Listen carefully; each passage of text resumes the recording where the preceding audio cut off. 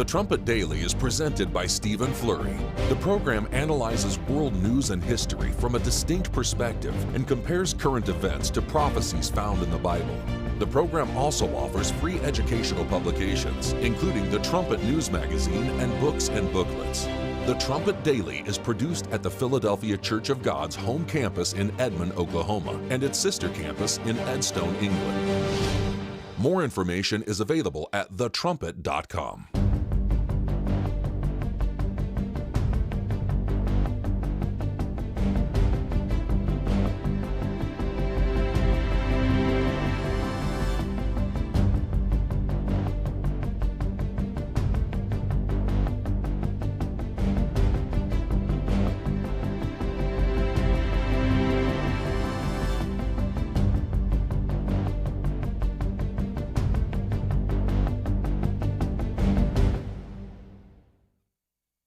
The Trumpet Daily program begins right now. Today's world news, what it means, where it's taking us. I bring you the one and only possible message of world peace. This is a message of hope, tremendous hope. And he said unto me, you must prophesy again. The Trumpet Daily program begins right now. President, how do you feel about the first year of your second term? Amazing. Tomorrow is the first year. Think of it, 1 year. I don't think there's been a term like it. I don't think any president has had a better first year than we've had in terms of success. Again, we've taken our country from a failure with open borders, no business, everything going badly, terrific inflation, the highest inflation in history, prices that are through the roof. And we've brought prices down. We have very little inflation. We have a great economy. And the prices are coming down still further. But I inherited a mess, and now we have the hottest country anywhere in the world. Our country's doing very well. We have many, many buildings opening, factories opening. We've never had anything like it. And I think you're going to see results very soon. You're already really seeing them. But we have more money being invested in our country than any country in history. I don't know if you want to say a couple of words, Doug, but you might want to say how well we're doing as a country.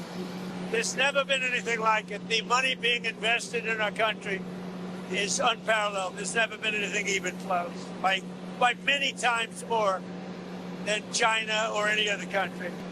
Well, I think I have a lot of messages for Davos, but the primary message is how well the United States is doing.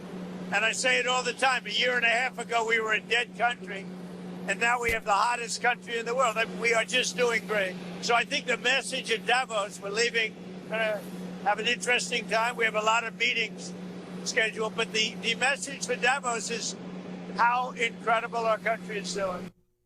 It's interesting when you contrast it with the message for the leaders at Davos regarding how their country's doing. And how I'm going to slap more tariffs on them as well. On the one hand, it's, hey, U.S. never been better. And we'll go through some of the successes. I mean, this is the fulfillment of God intervening to save America. He's not going to use Jeroboam to save the world, however. Just America. That's what it says in the scriptures. But even if you leave aside the prophecies and what we know about the Holy Roman Empire in Europe, I mean, just think about human nature being what it is. You're being told from this world leader, the most powerful leader on earth at the moment, you're being told that America's never been better, and hey, you guys, you need to pick it up. You're doing pretty bad. I mean, in a lot of ways, Europe is being humiliated. Even the force they sent to Greenland, just a couple dozen people, really? They're being exposed. They're being exposed for weakness, for division. But that's all about to change, and it's going to change fast. You're listening to Stephen Flurry, and this is the Trumpet Daily. We appreciate you joining us on today's show. You can get to the live video stream of this program at our Rumble channel, rumble.com/Trumpet Daily. Make sure you tell your friends about the program. Lots and lots to get to on this another anniversary day. 1 year ago today, we should have collected some footage from the inauguration. But a lot has happened this past year. A lot of successes covered at the Daily Wire, covered at Axios, covered at a lot of news outlets because of this 1 year anniversary. But I would submit to you that the most significant development, at least from a prophetic standpoint, is what Donald Trump is single-handedly doing to accelerate the formation of the seventh and final resurrection of the Holy Roman Empire. That's right. And I mean, from a prophetic standpoint, as I say, that is electrifying to think about what is going on behind closed doors in Europe at this moment. I mean, President Trump's sending out tweets or messages that he's getting from, European officials, elites, And he's just showing the whole world how that they flatter him privately. When they're talking to him, that is. When it doesn't involve Donald Trump directly, what do you suppose they're saying? You see the French President Macron, he's already saying, I don't want to meet with Trump at Davos. We'll see. The public statements, they have to be countered with what you know is going on in private. Of course, we have insights because of Bible prophecy, but also just understanding human nature, as I say. I'm getting a little ahead of myself, but first, I'll focus on the positives. If there's one thing about Donald Trump, I mean, he is almost relentlessly positive, optimistic, Pollyanna-like. I mean, it is everything that is happening it's a grand slam. And a lot of that's motivated by vanity, as we know, but there's also some truth to the fact that he's shut the borders. Daily Wire has a pretty good rundown. It says November was the 7th straight month of 0 releases in the U.S. In the first 10 months of Trump 2.0, CBP said there were fewer apprehensions than 1 month under Biden. Than 1 month. I mean, it just stopped immediately. Remember, before Donald Trump came back for the second term, remember all of the arguing in D.C. and the swamp, all these people saying, well, this is what we need to do to reform immigration, and, well, this is what we need to change, and we need to put more money into it. They just, Republicans too, they argued back and forth, and then one individual gets in there. God sent him. And it stops just like that, just like turning off a faucet. It's over. Now the fight is what to do with, the ones that are here because of Joe Obama, the millions and millions that are here. And to see some of these protesters in Minneapolis just sobbing over a rapist being detained. We have a little montage, by the way, that we put together. Our own roving reporter in Minneapolis when the troop was up there on Sunday. If we have time, I'll get to that at the end of the show. But just to go through again some of these highlights is the way the Daily Wire would see it. Trump has purged diversity, equity, and inclusion programs and policies from government agencies and academic institutions. One of the radical political theories and social experiments he lambasted in his second inaugural address.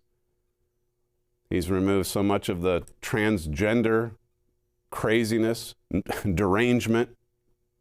Transgender programs all across the U.S. have shut down or ceased offering dangerous hormones to children. He's worked with his education secretary to try to shut down the education department because it's useless. It's a waste of money. It's not helping to improve education. You would think the education department would help to improve education across the country, but that's not the case. He's de-wokeified the military. Axios says that Trump 2.0, and keep in mind, we're just 1 year into it. Trump has erased the Biden presidency. I mean, that is the fulfillment of God intervening to save America because of all the bitter affliction. It was very nearly blotted out. And Axios says in 1 year, what's been blotted out is the fake presidency of Joe Biden and the puppet master, Barack Obama. Listen to Axios. President Trump has spent his first year in office treating Joe Biden's presidency as a historical aberration, not just undoing his policies, but casting his entire term as illegitimate. I mean, the portrait that he has in the White House is not of Joe Biden, it's of Otto Penn. It was an aberration. It was worse than that. It was illegitimate. It was a curse. This is from that Axios article. Trump has slammed the brakes on U.S. climate and clean energy policy, reshaping markets for EVs, wind, and other low-carbon technologies. Far beyond undoing Biden-era subsidies and rules, the White House is aggressively wielding federal power to choke off disfavored technologies and rip out climate policy at the roots. Bold, audacious. Axios says Trump has unleashed the biggest changes in U.S. healthcare since the Affordable Care Act. Talks about all of RFK's sweeping vaccine and regulatory overhauls, a focus on improving Americans' health. I mean, that's refreshing. I've had quite a few segments on this that it just always seems to get pushed to the end of my stack of notes. But RFK's been pretty active too. And then, of course, when you start considering some of the mistakes, or when you start considering how he's single-handedly accelerated the formation of the Holy Roman Empire, and to accelerate the appearance of the Daniel 8 man and Antiochus. If you think about that side of it, you know, what's happening abroad? Well, the push, so much of it's driven by the push for peace. Elusive peace. This is, he had a press gaggle last night. I think he went down to that college football game and then left for Davos thereafter. And here's what he said at the airport, clip 2. And I think I've saved tens of millions of lives. If you look at India, Pakistan, just as 2 nuclear powers, you look at so many of the countries that were in in some cases, a 35-year war, and they got it done. We stopped 8 wars, and maybe we'll be stopping a 9th very soon. We'll see. He's almost obsessed with stopping wars, but as you know, the reality is something different. I'm sure he's brought 2 sides to the table on occasion. Witkoff is certainly out there working to that end. But like the latest one with the Gaza plan, does it help Israel? Does it help Israel-U.S. relations? Or does it hurt them? I mean, in a lot of ways, the Board of Peace is already a failure because Hamas still exists. It wasn't that long ago when that was like a prerequisite to any agreement. Hamas has to be destroyed. It didn't happen. It didn't happen, did it? I mentioned yesterday on the show what President Trump said last week after he accepted that Nobel Peace Prize from the opposition leader from Venezuela. And I think I read it to you yesterday, but here's, just so that you can hear it again. These are 2 people, the woman who's angling for some kind of a position in the new Venezuela, and then President Trump, as they talk about him being more deserving of a Nobel Peace Prize than anyone in history. Clip 4. Yesterday you accepted Maria Machado's Nobel Prize medal. What do you intend to do with it, and why would you want someone else's Nobel Prize? Well, she offered it to me. I thought it was very nice. She said, you know, you've ended 8 wars, and nobody deserves this prize more than in history than you do. And I thought it was a very nice gesture. Nobody in history. Wow. That's the positive energy and also the confidence. Some would say overconfidence. Well, we would say that. On display every day. What are you going to tell everybody when you see them at Davos? I'm going to tell them that we're the hottest country in the world. We've got the best economy. We've got more investment in the country than ever before. And of course, they're going to all what? Just pat him on the back? I'm not saying there isn't flatteries. The Daniel 8 man's going to get in there with some flatteries of his own. But what are the actions?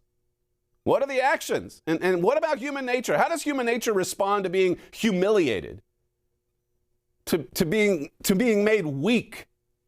I mean, European leaders were humiliated just last summer when they came to the trade deal. They came groveling before President Trump. That was just 6 months ago. Now Trump's saying, hey, deal's off. Deal's off. I'm going to slap more tariffs on because of Greenland. I mean, even Ursula von der Leyen saying earlier today at Davos, if you can find that one, I think it's play clip 8. That Arctic security can only be achieved together. And this is why the proposed additional tariffs are a mistake, especially between long-standing allies. The European Union and the United States have agreed to a trade deal last July. And in politics, as in business, a deal is a deal. And when friends shake hands, it must mean something. She's right. I mean, she's right. President Trump agreed to it. President Trump, again, he brought them to the table. He negotiated a deal in July. And now he's saying, what did he say about Emmanuel Macron, who wasn't going to be, or said something like he wasn't going to want to be on the so-called Board of Peace. And President Trump talked about putting a 200% tariff on champagne and wine. If you can find that one, play that clip. Your response to President Macron saying he will not join the Board of Peace? Oh, did he say that? Well, nobody wants him because he's going to be out of office very soon. You know, that's all right. What I'll do is if they feel like Costa, I'll put a 200% tariff on his wines and champagne, and he'll join. But what about Macron saying he doesn't want to be on the Board of Peace? Well, nobody wants him. He's going to be out of office soon. If he's hostile, 200% tariff. What about the deal, though, last summer? What about the deal? The handshake in July? And more importantly, what do European leaders or elites think about President Trump's deal making?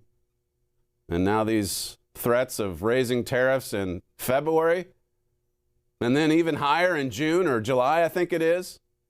If he doesn't get Greenland, I mean, the events are moving along with pace. That's for sure. This Daily Wire piece. Through strategic military action and negotiations, Trump aims to achieve what he said would be his proudest legacy, that of a peacemaker and a unifier. He sees himself as a unifier. He's making peace. But listen to the war of rhetoric. I don't know if I've ever seen it this abrasive, this contentious. We're awesome, we're great on the one hand, but you guys are terrible. Nobody likes you. Nobody wants you on the board. We don't want your wine. We don't want your champagne. We're going to slap you with tariffs. It's pretty amazing to watch this. It says the Dems flying monkeys in the mainstream media are constantly going on about Trump's dark vision for America. Here was part of my view on that. Far from having a dark vision, this is from PJ Media, President Trump is one of the most upbeat presidents in my lifetime regarding the United States, its place in history, and its potential. You see, he's positive, he's patriotic, but it's like the point we made the other day. I mean, you can be an Antiochus who hates the country, and curses are still going to set in no matter what you do to try to impose your fundamental transformation on it. God's view was that it's bitter affliction. Well, now you've got someone who's very optimistic and positive, who loves his country, obviously. He's a patriot.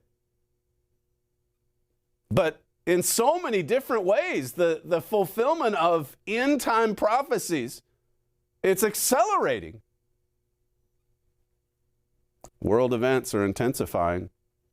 We're drawing very near to the end of this age.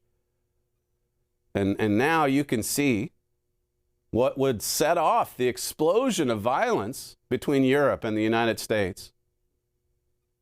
Just seeing the way, there's another article I have later in my stack that talks about how that Europe, if Europe was really concerned about securing its borders, it wouldn't be so much concerned about Greenland as it would be about their own nations in Europe, where they're just opening the doors to millions and millions of immigrants, mostly Muslims. And that's going to cause some problems for those European nations. But why are they so angry over Greenland? It's got 50,000 people there. It's a frozen tundra. They're angry because of Trump. Isn't it interesting? The Trump derangement syndrome that we saw for so many years, driven by an Antiochus type here in the United States. I mean, Trump derangement is going to be driven by another Antiochus, only it's going to be on the world scale. It's all things Trump. Trump wants Greenland? Well, we're concerned about Greenland all of a sudden. It's leading to war. A war of rhetoric, a trade war, that results eventually in a hot war. And we're seeing all of these wars that precede the hot war. How is human nature going to respond to being humiliated? What is the Daniel 8 man thinking at this moment? If it's Zu Gutenberg, well, we already know he hates Trump. Just imagine what happens when he gets in there. There's the mind change. I mean, I was telling the news gatherers this morning, you know, Trump should pull back on the abrasive language. He's the humiliating that he's, and out in the open, showing their tweets and so on and so forth, or their private messages. But at the same time, you look at some of the European elites and, you know, they don't exactly make it difficult for Donald Trump to mock them. But listen to the words and above all, judge by the fruits, the actions. This is from the gaggle last night, clip 3. What do you plan to say to European leaders in Davos when they push back on your Greenland plan? Well, I don't think they're going to push back too much. Look, we have to have it. They have to have this done. They can't protect it. Denmark, they're wonderful people. And I know the leaders are very good people, but they don't even go there. And, you know, because the boat went there 500 years ago and then left, that doesn't give you title to property.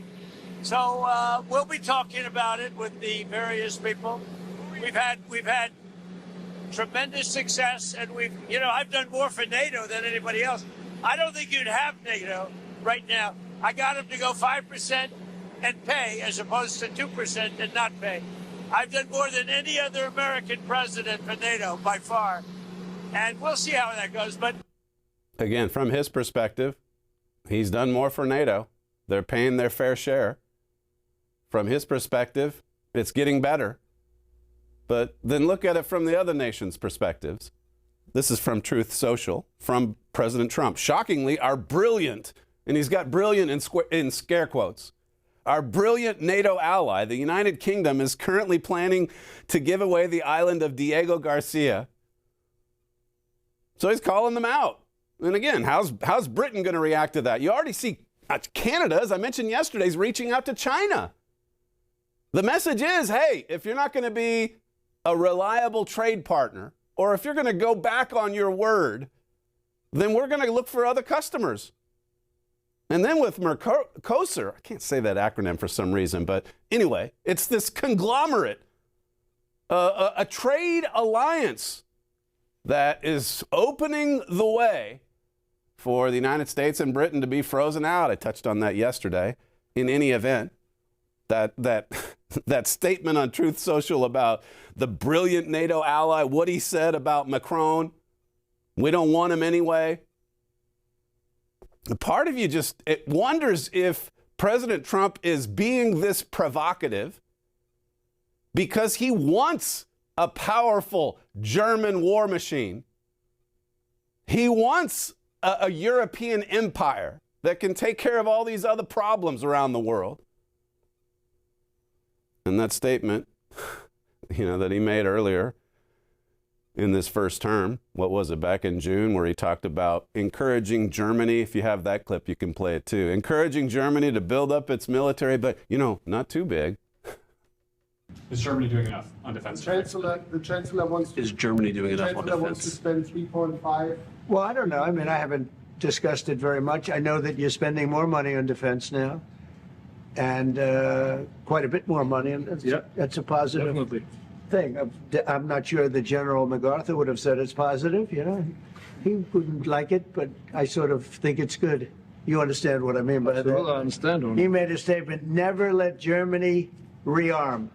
And I said, I always think about that when he says, sir, we're spending more money on defense. I say, oh, is that a good thing or a bad thing? I think it's a good thing. But, you know, at least to a certain point. There'll be a point when I'll say, please don't arm anymore if you don't mind. Disagrees with MacArthur and Churchill, by the way, Roosevelt, all of them. That statement is going to come back to haunt him. What he said right there last summer. The German war machine. Nobody cares about it. I mean, here in America, we're still kind of focusing in on ICE, Minneapolis. And here the seventh and final resurrection of the Holy Roman Empire is forming. A German military machine is being constructed. They're using the factories. They're switching them over to military production. And it has President Trump's blessing, as you just heard there. Yeah, I think it's a good thing.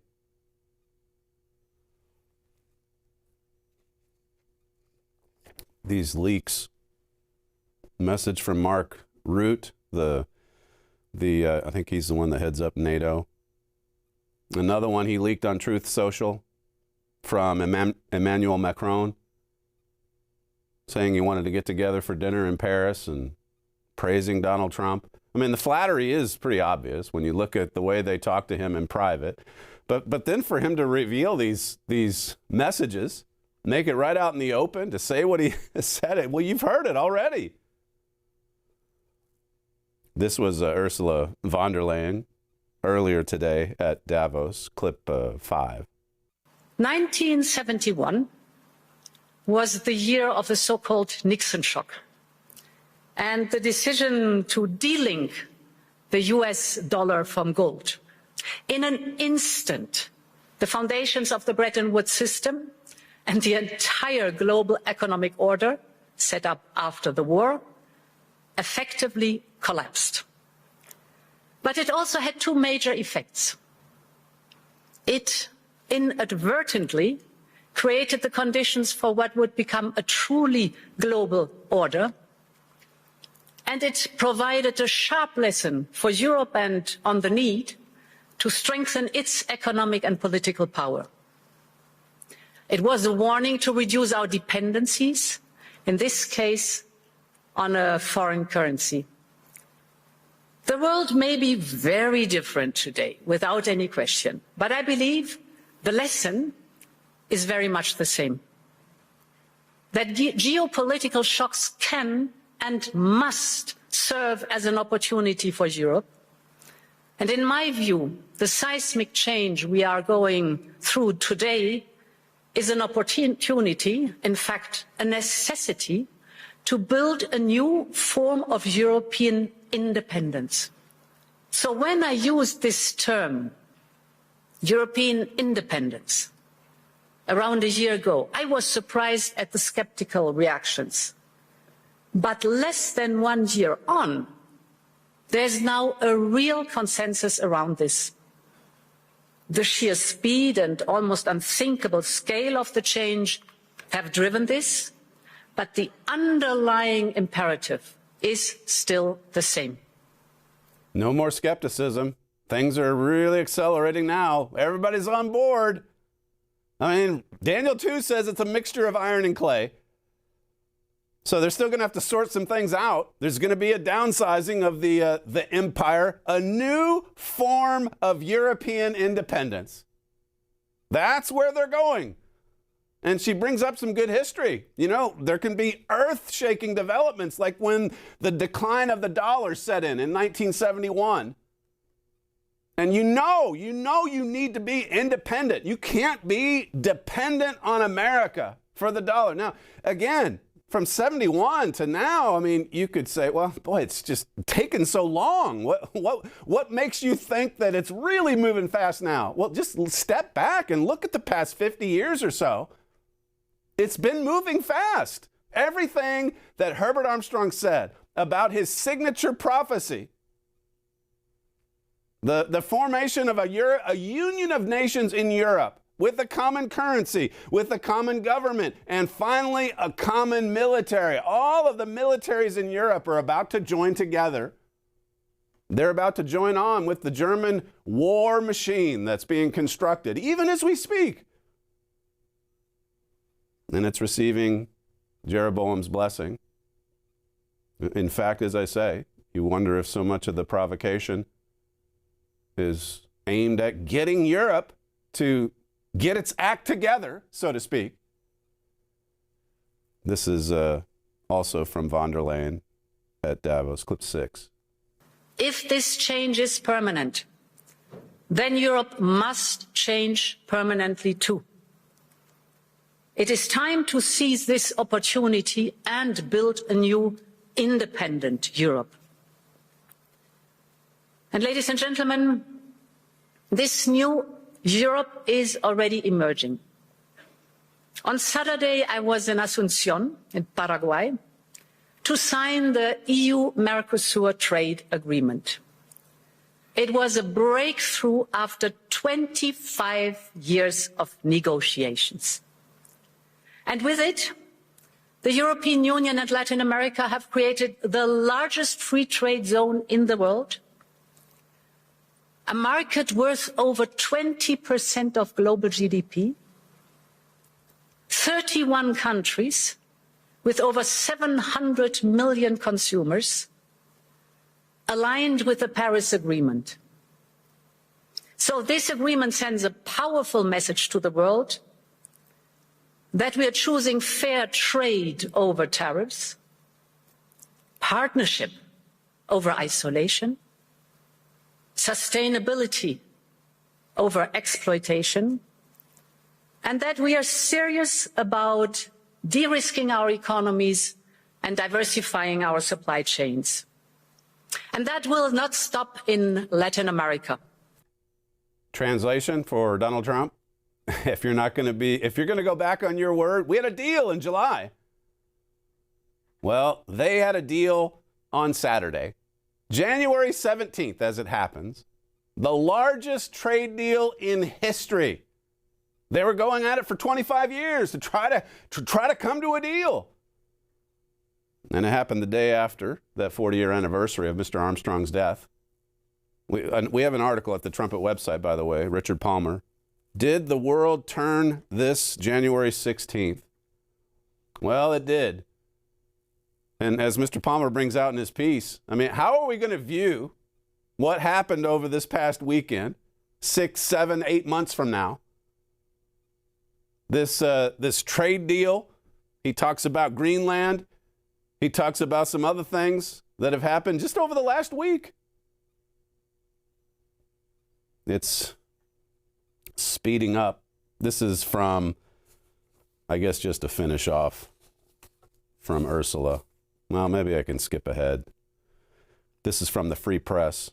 Now, this guy, what's his name? Rob Dreher. He voted for Trump. He loves Trump. But he's writing about the Greenland thing. He says, I voted for Donald Trump in 2020.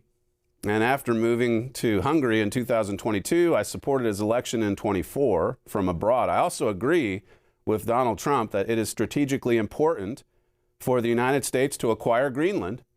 Okay, the need for that, it is strategically important. He's right about that. It says, but with his latest bid to use tariffs to extort Europe into selling Greenland to America, Trump seems to have lost his mind. What is happening here? Why is he going about it this way? I mean, it's one thing to talk about it behind closed doors and deal with it maybe discreetly. But why so hostile? Why so provocative? Why so much contentious back and forth verbiage, rhetoric? Why the war of words? He says Greenland belongs to Denmark, and while the U.S. should do everything possible within moral and legal limits to persuade the Danes to sell it to America, what Trump is doing now is at the very least immoral. That's the way Europe views it. At the very worst, it risks destroying America's reputation abroad. I mean, you heard Ursula say, look, you made a deal with us in July. You mean your deals only last as long as you want them to? As long as you feel like it? That's the way European elites are thinking. And the ones that send those private messages of flatteries, in their heart of hearts, they despise the bad orange man. You can be sure there's another wave of Trump derangement syndrome that's about to be unleashed out of the heart of Europe. And to think, as I said yesterday on the show, that somehow Greenland would be the spark that sets this off. One of our news gatherers, Mr. Blondeau, if I can find this. He's an avid reader of history, loves history.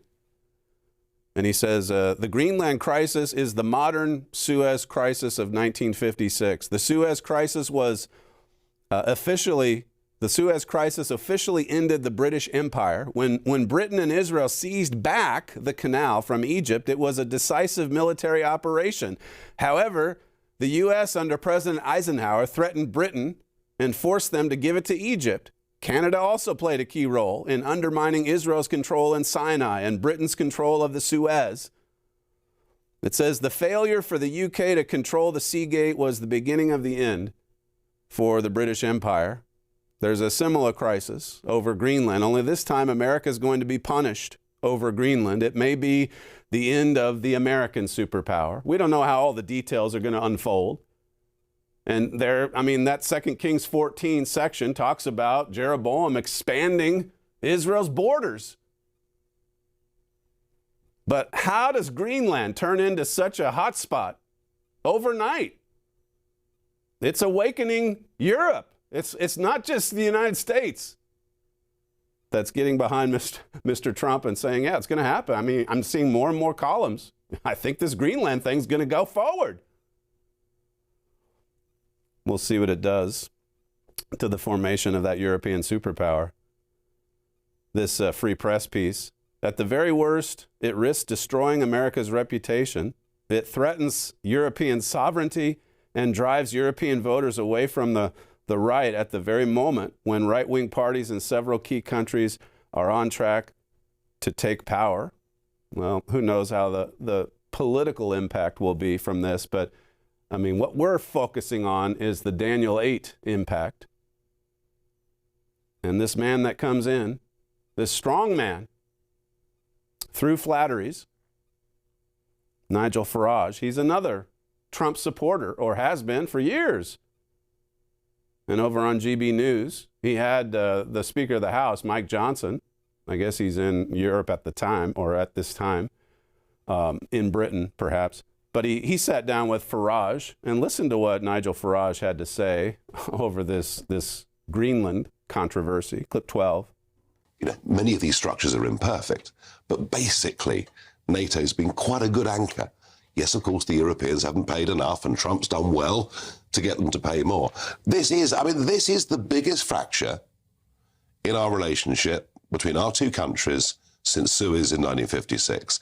This is serious. And you're here about to speak before Parliament. I mean, is there nothing that can be done here? The biggest fracture in U.S.-European relations since the Suez crisis in 1956. We're getting some pretty good history from the last century from some of these clips. 1971, the demise of the dollar. You can't trust America. This is huge. Since 1956, listen to Ursula as she talks about Europe speeding up this development of the so-called new form of European independence. Clip 9. Ladies and gentlemen, when I started preparing for this year's address, security in the High North was not the main theme. But in many ways, it feeds into the wider point I started with today. That Europe must speed up its push for independence, from security to economy, from defense to democracy, having the dialogue with our friends and partners, also if necessary with adversaries. The point is that the world has changed permanently and we need to change with it. And therefore, thank you and long live Europe. Earlier today at Davos, in the Free Press, it says it'd be nice if the European leaders cared half as much about guarding the borders of their own countries as they do about defending the borders of Greenland from the Sultan of MAGA. But it's not difficult to understand their reaction to the Greenland gambit. No country likes to be bullied or humiliated, especially when it involves losing territory. Trump might win Greenland in the near term, but if so, the long-term loss to America's position among its for now allies and to the strength of imperiled Western civilization will be profound. This guy, as I say, he's a Trump supporter. And the headline for his piece, Trump can't win Greenland without losing Europe. Who would have ever thought? Losing Europe. And here Ursula von der Leyen is basically saying the plan is in place and now everybody's in agreement. Now there's no skepticism. Now there's nobody holding it back. It's an empire just waiting for its emperor. And then all of a sudden, I mean, you're going to probably hear us on this program going to, Daniel 2 and Revelation 17, 13, all the time. And we'll begin to sound like a broken record, even if nobody listens, even if everyone's head is in the sand. I mean, in some ways, Greenland is a distraction. The biggest split between America and Europe since 1956. And then, as you heard in that clip from last summer, Donald Trump there saying, yeah, I think it's a good thing. Build your empire, build your military. Well, Germany's going to do more than that. Germany's new war machine is going to join together with 9 other kings. 10 kings are talked about in Revelation 17. And they come together for a brief time. They have one mind. And a lot of that mindset is TDS, Trump derangement syndrome, on a worldwide scale. He can't be trusted. He's unhinged. He's lost his mind. That's what they'll say. And of course, we'll say, yeah, we've been there before. We've seen this happen. History, even recent history, repeating itself. He's a threat to civilization. He's a fascist. He won't keep his word. Listen to one more bit from Nigel Farage, clip 13. The trouble is, taking out the enemies of the West is one thing. Alienating other members of the West who've been your best allies is quite another. And by the way, I get it. I get it about Greenland. I get it about the ice caps melting. I get it that, the high north is a risk area. But let's be frank. Friends can disagree in private, and that's fine. Mm-hmm. And that's part of life, part of politics. But to have a US president threatening tariffs, unless we agree that he can take over Greenland by some means, without, it seems, even getting the consent of the people of Greenland. I mean, this is a very hostile act. There's no other way I can put it. There's no other way to put it, says the Trump-supporting Nigel Farage. These are hostile acts. Why would you do this to a traditional ally? I've been telling you for weeks and weeks and weeks that President Trump gives the war machine perfect cover. It's a perfect excuse. It's like every week, maybe faster. There's another convenient excuse for Germany to say, yeah, let's there would be just because of history, there would be a lot of European neighbors in other times, going back a decade or two or three, there would be European neighbors that would be wary of Germany taking the lead in Europe, especially if it's building a war machine. But not now. I mean, you've got the Orange Hitler. He's a greater threat. Let's put our faith and trust in Germany to lead the way, to build the war machine. We can't follow Trump. That's the thinking. Here's von der Leyen from this morning, clip 10. Ladies and gentlemen, whether on trade or business, capital or energy, Europe needs an urgency mindset. Our starting point is good. We are home to global champions in fields ranging from wind power to next generation batteries, from aerospace to the industrial machines that are essential to build the chips and advanced weapons. Our companies are taking up AI at the same pace as their US peers. Europe is in the race for the key technologies of tomorrow. But as global competition gets ruthless, we must show real ambition, especially in those sectors vital for our independence. Take defense, for example. We have done more on defense in the last year than in decades before. 1 year since Donald Trump was inaugurated for his second term as president. And in 1 year, Europe has done more, as you heard there, on defense than in decades. That's the real significance of Donald Trump's first year, this second term.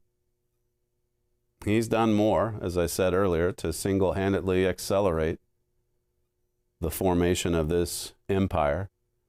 As Richard Palmer asked, did the world turn this January 16? He referred back to Malachi's message and the statement my father made about how that date and the time around it was going to take on even greater significance going forward. This year, says Mr. Palmer, the events of January 16 and 17 could mark a huge shift in world events. Within a few months, we may look back at this weekend as the moment the world changed. And then he just takes you right through it.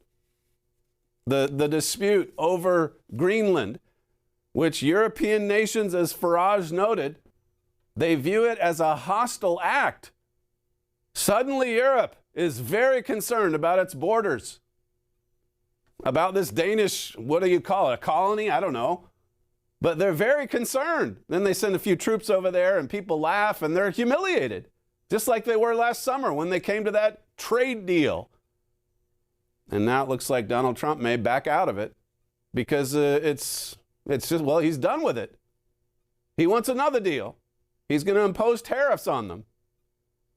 I mean, when you're losing Nigel Farage and then this other guy at the Free Press, it says here, President Trump announced 10%. Well, it takes you through some of the details that I've already covered on this show. I'll just draw attention to Mr. Armstrong's quote from 1978. He said, the Europeans are far more disturbed about their safety and relying on United States military power to protect them than Americans realize. Now, how could he say that 40, 50 years ago? They have to go it alone. That's exactly what von der Leyen was saying this morning. And now there's a consensus. Now everybody's on board. If this past year was as dramatic and as fast-paced from a prophetic standpoint as it was, what's the next year going to be like? What's in store for us in 2026? What will the second year of a Trump presidency look like? What will the world look like a year from now? The world's largest trade deal That's the next section in Mr. Palmer's article. The largest trade deal in history with the Mercosur. Mercosur. There we go. I got to practice that. You know, go Google it. It's like a half a page, the definition. Let's simplify. I think it's an acronym. Is it an acronym? Simplify. How about 4 letters? How about 3 letters? That's my suggestion for the day. Europe will draw a lot of power from its relationship with Latin America. Mr. Armstrong foretold that this combined power bloc would overtake the United States. His Plain Truth magazine stated, I gave you this quote yesterday, but it's worth repeating, in 1962, that the United States is going to be left out in the cold as 2 gigantic trade blocs, Europe and Latin America, mesh together and begin calling the shots in world commerce. That happened on Saturday. That happened just a few days ago, after 25 years of negotiations. And now it's happening. Mr. Armstrong prophesied precisely what we're seeing happening today. This is a union that will become stronger than Russia and China. It will be stronger than the U.S. That's the trade. And, you know, Jeroboam people could scoff or be skeptical of these prophecies all they want. The Bible says there's going to be scoffers in the last days. But this is where it's headed. And you can just take a year, snapshot and see the direction. You can see what's ahead. We've got to look at the long view. We've got to be looking for those sparks that are going to set off the ticking time bomb, the explosion. Breaking with Israel, President Trump, I mentioned some of this yesterday. President Trump announced a new board of peace on January 15. And then there's the new National Committee for the Administration of Gaza, and that includes Turkey's foreign minister and a senior Qatari official. Both these nations support Hamas. Israel is not represented in this administration. Israel, which had total control of Gaza just 21 years ago, now they're not even a part of the solution.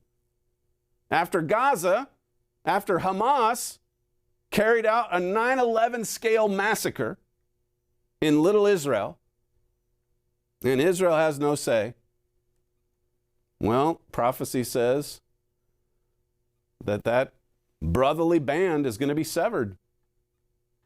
And Little Israel, if you can believe it, is going to reach out to the new German war machine for an alliance, for protection. That's not going to work out very well. Richard Palmer's article says, in his book, America Under Attack, Mr. Fleury shows how America has been weakened within before it will suffer attack from without. He also traces the attack to its true cause. With evil increasing in our world, I've seen more and more commentators talking about the fact that there is a spiritual dimension to human life. That's quoting from my father in America Under Attack. This book right here, I mentioned it last week after we went a few months, it seems anyway, without referring to it.